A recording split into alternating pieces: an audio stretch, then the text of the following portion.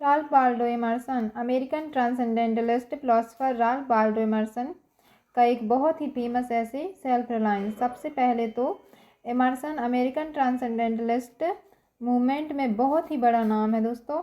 और इसके अलावा ये जो ऐसे है, इसके अंदर फॉल्स कॉन्सेंटेस्ट गुस्सा ना करके इनकॉन्शियंटेस्टी या फिर कहे कि अपने आप पर भरोसा करके बहुत ज़रूरी बताया है। इस ऐसे को शुरू करने से पहले गाइस हमें ये पता होना चाहिए कि राल्फ वाल्डो एमर्सन को द सेज ऑफ कॉन्कर्ड भी कहा जाता है, क्योंकि इन्होंने स्लेवरी को एबॉलिश करने के लिए बहुत काम किया था और पूरी कंट्री में जाकर, अमेरिका में जाकर इन्होंने लेक्चर दिए थे। इनके लेक्चर बहुत ही काम के हैं। सेल्फ रिलायंस भी इनका एक बहुत ही ज़रूरी वर्क है। एमर्सन इस ऐसे को शुरू करते हैं ऐसा कहकर कि एक इंडिविजुअल इंसान के पास खुद के अंदर सोचने की गहरी पहुंच होती है। ग्रेट इंसाइट को हिंदी में अंतर्दृष्टि बोलते हैं। लेकिन प्रॉब्लम क्या है कि इंसान अपनी अंतर्दृष्टि की बात नहीं मानता, क्योंकि इंसान अपनी खुद की इमेजिनेशन को कम आंकता है, वह अपनी खुद की इमेजिनेशन को कम समझता है। लेकिन एमर्सन यहाँ बोलते हैं कि हमें उस ग्रेट इंसाइट की कदर करनी चाहिए।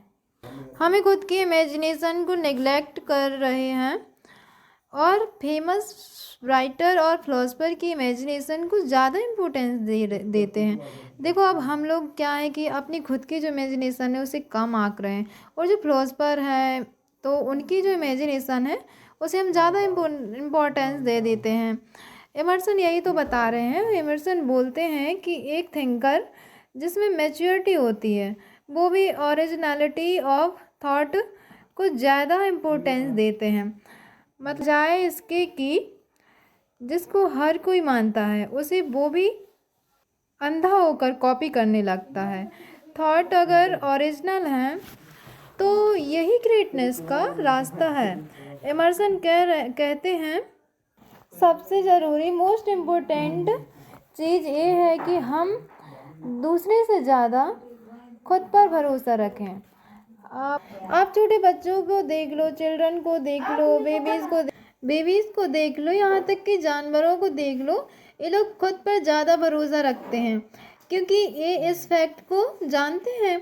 इनको फेल होने का कोई डर नहीं होता है जो कि हमको होता है, हम इंसानों को ज़्यादा डर होता है। और सबसे बड़ी बात तो यह है कि इनको खुद पर भरोसा होता है। एमर्सन यहाँ पर बोलते हैं कि जो टीम एज के जो बच्चे हैं, जो लड़के होते हैं, वो भी इस चीज़ को देख सकते हैं। उनका भी इंडिपेंडेंट टाइप का एटीट्यूड होता है। वो किसी अथॉरिटी की रिस्पेक्ट नहीं करते। जिससे भी वो अपनी लाइफ में मिलते हैं सब पर अपना जजमेंट पास करते रहते हैं।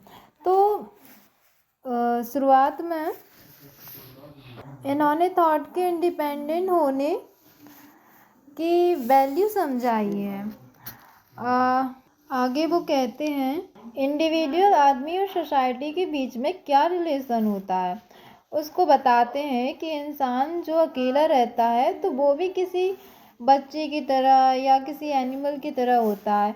जब सोसाइटी में जाता है तो उसके अंदर की आवाज़, उसके अंदर का सच जो बाहर निकलने की कोशिश करता है, जो बाहर निकलना चाहता है, वो कहीं ना कहीं दब जाता है। इसलिए इंसान को अपने अंदर के सेल्फ रिलायंस को रिकवर करने के लिए नॉन कन्फॉर्मिटी को ही गले लगाना चाहिए। नॉन कन्फॉर्मिटी का मतलब उन रूल्स को नहीं मानेंगे जो सोसाइटी ने बनाए हैं। इवन अगर लोग ये भी कहें ये काम तुम्हारे भले के लिए, तुम्हारी गुडनेस के लिए है, तो भी इंडिविजुअल उसे रिजेक्ट कर देते हैं। ये मानते हैं कि गुडनेस तो इंसान के अंदर से निकलती है, बाहर सोसाइटी में जो हमें दिखाई जाती है वो वहाँ से नहीं। तो सोसाइटी के जो रूल्स और नोशंस वगैरह होते हैं बनाए हैं कि उनके अकॉर्डिंग जीना तो बहुत ही ईजी लगता है, लेकिन अकेले खुद के अकॉर्डिंग जीना दूसरा ऐसा करते हुए सोसाइटी तुम्हें प्रेशराइज करेगी, मतलब तुम्हें प्रेशर दे, वो भी बर्दाश्त करना कि तुम सोसाइटी से अलग क्यों जा रहे हो। ये सुनना कितना मुश्किल है। सोसाइटी की डिमांड के अकॉर्डिंग जाना बहुत इजी लगता है।